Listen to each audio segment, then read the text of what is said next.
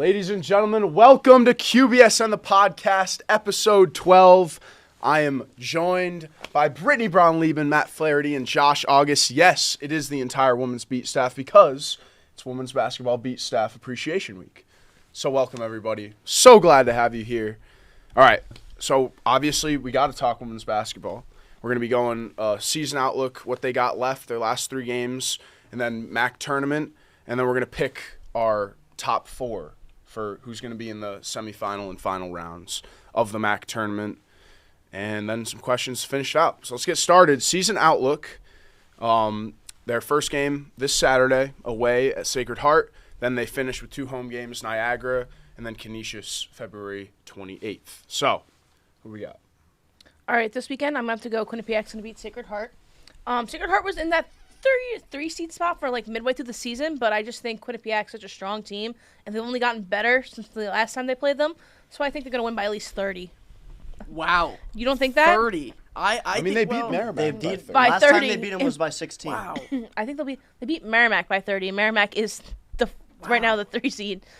So it was 16 at home, right? Quinnipiac beat Sacred Heart 16 here. But that was pretty on. 17, play, excuse me, right? 65-49. Yeah, it was early on too. January 10th. Okay. All right. Well, Yeah, that's a little early. I think it's gonna be a little bit closer. I think we're gonna see a within 10 points here because Really? I do because I think Sacred Heart is, and we'll get into this later. I think they are a top 4 team in the MAAC. I think they are coached well. They have a good, if they've proven that they can hang with other temes. So I mean, they did stick around with Fairfield till last quarter. Till the fourth quarter, until they scored 3 points. The fourth quarter.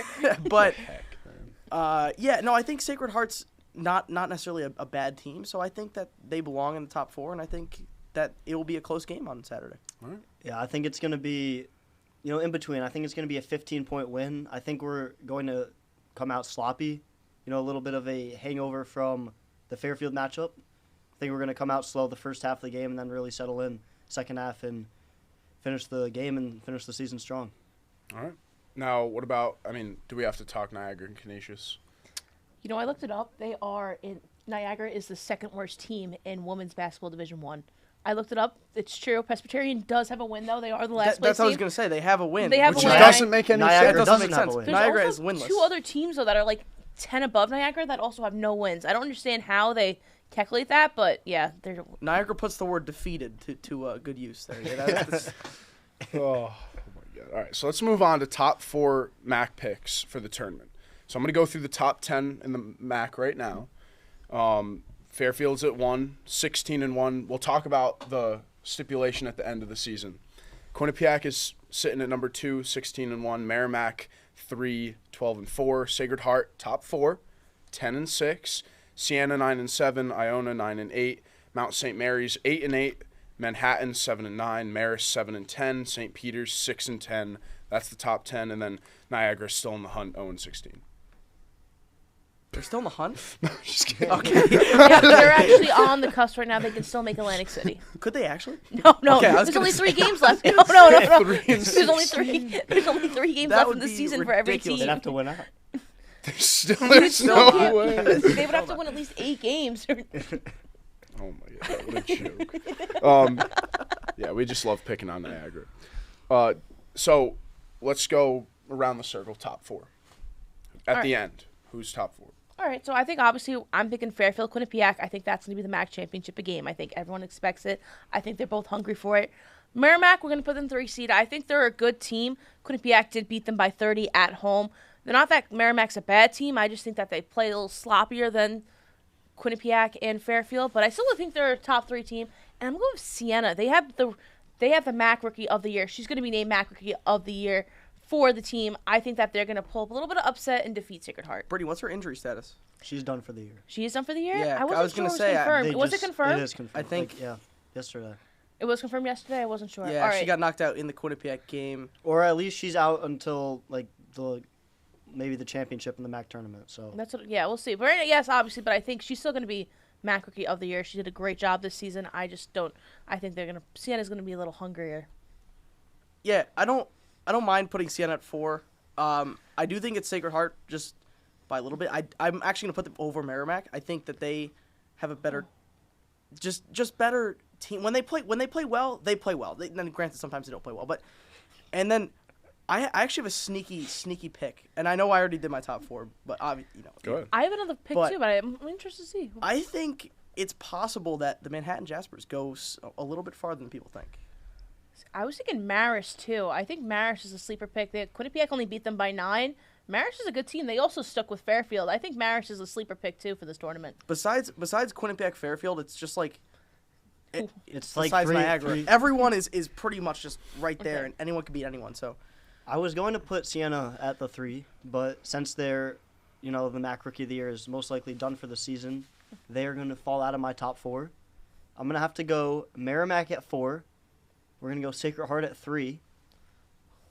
And then we're going to go Fairfield at 2 and Quinnipiac at 1. All right.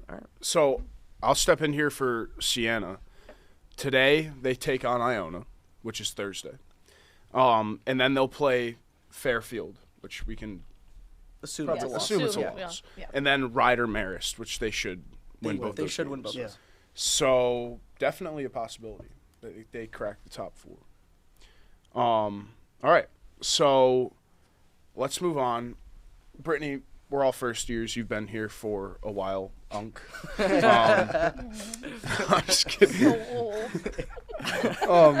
No, but you've been around this team. It was a kind of a similar regular season last year, but they flip-flopped games with Fairfield. Now, what is different about this year in your eyes?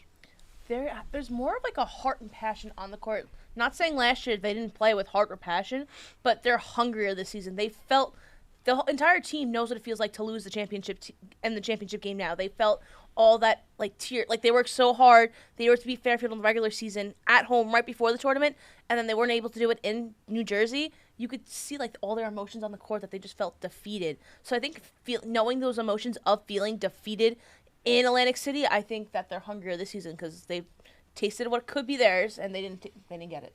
Yeah. What do you guys think? I have a question for you, Brittney. Yeah, of course.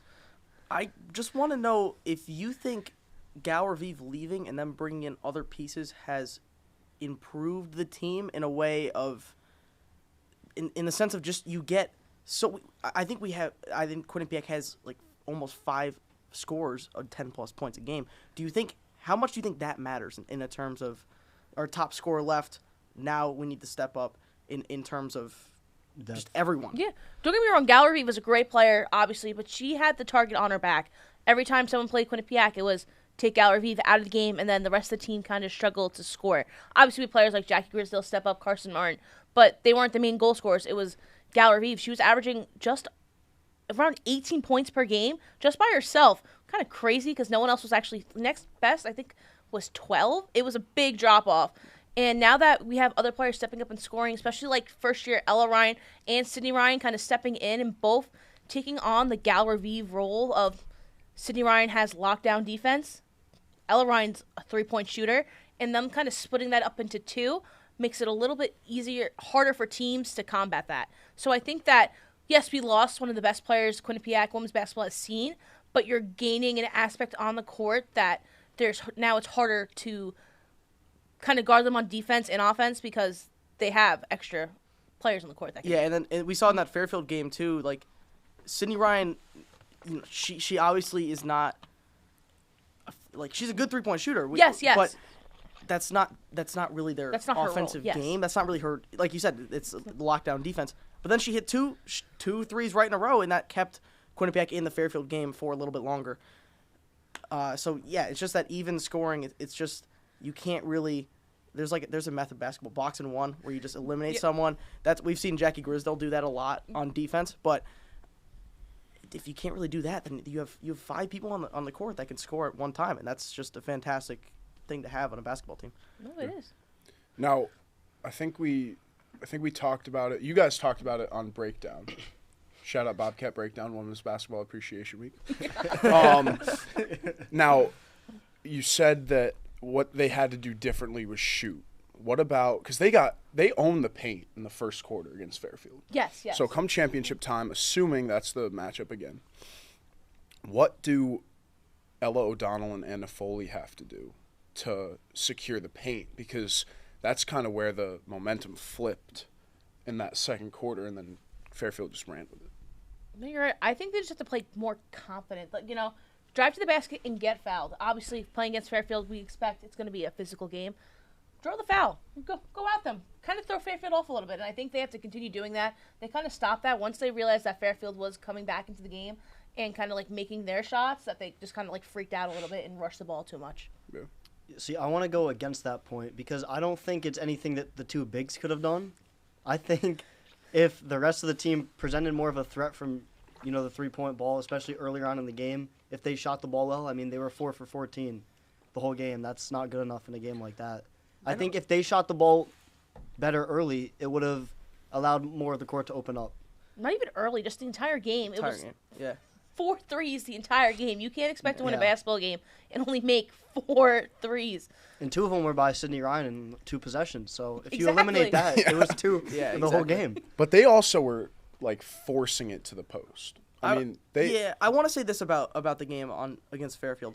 If you compare it to the one in Fairfield where Quinnipiac won, Coach Fabry is a coach that every media timeout, every quarter, depending on how the game's going, she switches up the game plan. Like, she absolutely does that every time. This last game against Fairfield, she knew the stakes and she knew why, and we'll get into that in a little bit. But she knew that game mattered way more for Fairfield than it did for Quinnipiac. And therefore, she didn't want to show all of her cards. She was not putting... That's where I'm at. That's exactly... Trish Fabry playing mind games. She was Carly Tebow Dodonis. She was not switching up her game plan at all. She was just letting them play and see what Fairfield was going to do to combat their team. Now they have more film against Fairfield, and that gives them the advantage in Atlantic City. Right. And let's talk about it. Let's talk about it right now. Like, to your point, now I feel like Quinnipiac has the upper hand because they dominated the first game. They really didn't do anything special, anything fancy the second game. Fairfield, they saw what they would do to combat it. Now they can make adjustments, and Fairfield has to make the adjustments at halftime. Right? It is so incredibly hard in the game of basketball. If you are facing a team 3 times in 2 months, to come up with 3 winning strategies against a team as good as Fairfield with so many star players, it is just so hard to come up with that. And so now Quinnipiac only has to come up with 2, whereas Fairfield had to put out their best game plan. It was a needed win for them. If they wanted to be in the competition, it was a must win. Right. And now if Quinnipiac beats Sacred Heart, and they'll beat both Buffalo teams, then they have the 1 seed for Atlantic City. And are we getting into why? Let's go. Yeah, let's talk about it. Why? That's fine. Okay, So go ahead. You got it. It's since MAAC is the 3rd place team right now, Quinnipiac played them twice, beat them twice. Fairfield played them once, beat them once. So 2-0 record is better than a 1-0 record, and that would give Quinnipiac the advantage. Because for the overall record, Fairfield, assuming both teams win out, will have a better overall record. Yes, by 1 game. By 1 game. But that was not it's conference that matters. Conference is what the MAAC looks at. Because we thought it would default to if the conference record was the same overall record. But it's still MAAC record and who you've played. Yes, and who the next top highest seed is. So even if it comes down to Sacred Heart, Quinnipiac and Fairfield both played. Say if Sacred Heart does become that 3 seed, Quinnipiac and Fairfield both played Sacred Heart 2 times and won 2 times. So it defaults down. Quinnipiac has to beat them. Oh, you're right. Sorry. Sorry. But yes. Then it's. We're assuming this is all assuming Quinnipiac and Fairfield win out. Right. Yes. Right. So then if that comes down and it's both 2-2, they have to move back down to MAAC, the 4th place team. Again, 2-0 is better than 1-0 according to the MAAC. Right. Yeah. So, I think we've got through that. Let's have some fun. Who is your favorite team member of the Quinnipiac women's basketball team? Let's start with Josh. Let's go this way. Let's see. I'm gonna have to go with. I'm gonna have to go with a little curveball here. I'm gonna go with Sydney Ryan. Okay. Oh. Why? We've done a bunch of interviews with her.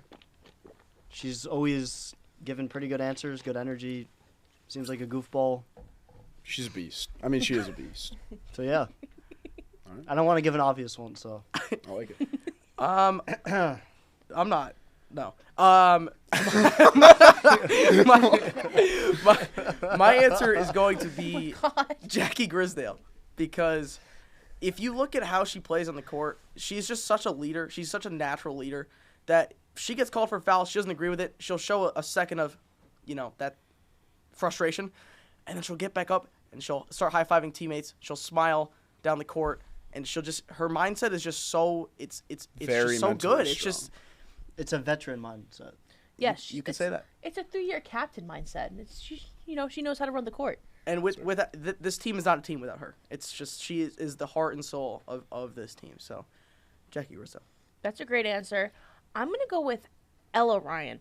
I think as a first year, she's really stepped up to play more. If you're watching her play, you don't think she's a first year on the team. She plays like a more veteran player. She stepped up to big time roles. She earned herself a starting position on this Bobcat team, and she's a great shooter and plays great defense. I just think overall that she's really proven herself this season. Yeah. No, I put team member for a reason. I thought you were going to go Fabry. Oh.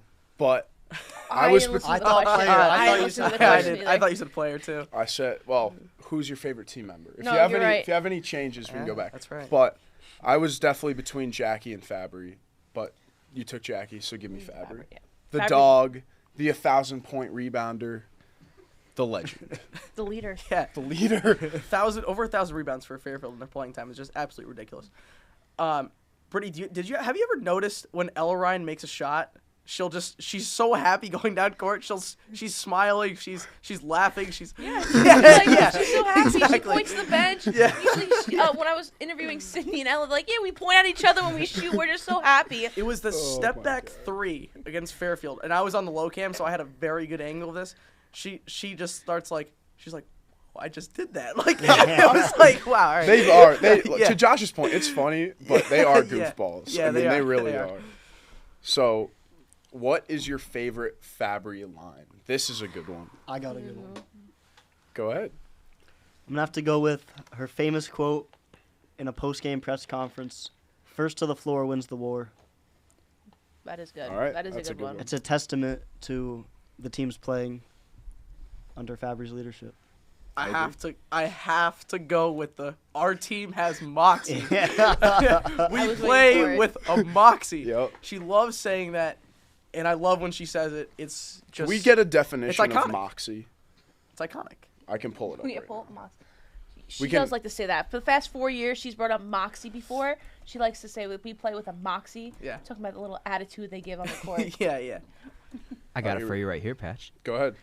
Moxie, force of character, determination, or nerve. When you've got Moxie, you need the clothes to match. That's They the are- sentence. Yeah. And, I mean, Yeah. she was talking about the team. I think she was also talking about Kmart. She when was. she said that, Yes. right? Yeah. She's talking about everyone with Yeah. that. I'm not gonna lie. Well, it's a good thank you, Andrew, because what came up in my search bar was definition OG equals FMOXIE. So I couldn't type All right. it quick enough, but thank you, Andrew. All right, where are we now? Favorite Fabry line. Did you go? All right, Your so I'll turn. go now. You guys haven't heard it yet this season because they started off really hot in MAAC play. But the last 3 seasons, she likes to compare the team to like a baby learning to walk. She goes, you got to crawl, walk, jog, and sprint. And that's how she would describe the season. It's really good. So last year, I would always go to the presser. She'd be like, we're still crawling and it's January. This is unacceptable. So then throughout the season, I'd be like, where are you guys now?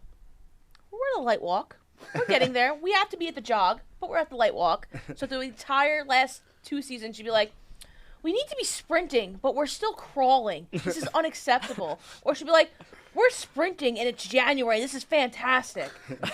So that's one of my favorite Fabry quotes. She has That's not said that great. this year. I know, because They went started straight sprinting from the a entire went year. straight They went from a crawling crawl to a to sprint. a sprint. But yeah, she'd be like, we're walking. I need to be a light jog sooner than later.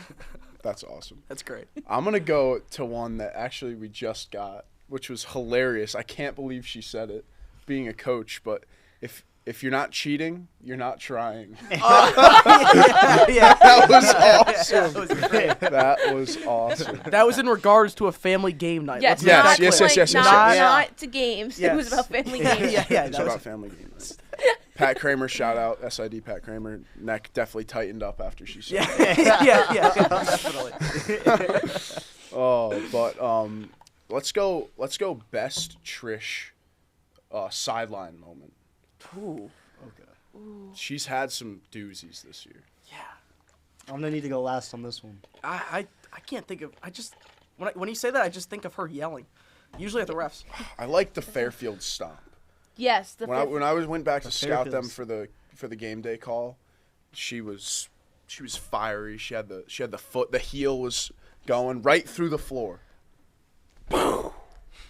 It was sick. Was it against Sienna too? She was like fired up, and it was, you could like hear her screaming at the refs across the court, and she was like, "You have to call it even," and was like stomping. Yeah. And then Sully had to step in and be like, "Relax, it's okay, it's okay." I got one.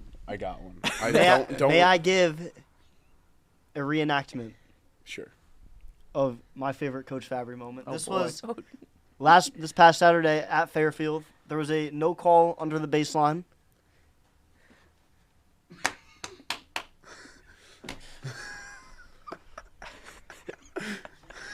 That's awesome. Oh my! Come on! What are we doing? Ready to give the people's elbow to the ref. Yeah. But I think good Lord. They were letting a lot go. I think one of the best ones. I'd totally forget which game it was, but there was somebody she thought people were flopping. Somebody went down. The crowd went from 100 to 0 in a second. She was like, "She's flopping," and it was silent. The girl's just laying down. Everyone's like. So I think that was a pretty good one too. I think mine would have to be just when like excuse me, her team is just like on the bench, they're just like kind of sitting there not doing anything, and she'll go around to each one of them just clap in their face like, "Come on, we gotta get in the game," it's something like that. So that's always great too. Well, we love Big Trish. We love her. We love Big Trish B-roll too. Yes. It's great. It's great. I think that's gonna take us to the end of this one. Should we explain the hats? We can't. Yeah. We can explain that. I'm explaining you. Yeah, You explain got it. It's your, yeah, All right. you got it. Yeah. So we got these hats at a giveaway they were doing, which was against.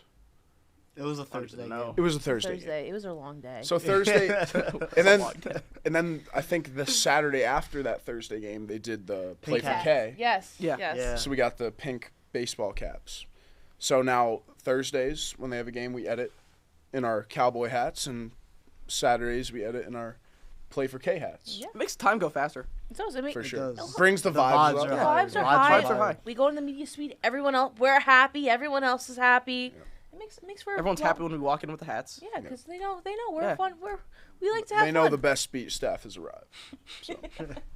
I mean, let's call it what it is. Call a spade a spade. But thank you, everybody, for tuning in. Thank you, everyone, for coming on. This is awesome. Appreciate it. And have an amazing week. Peace.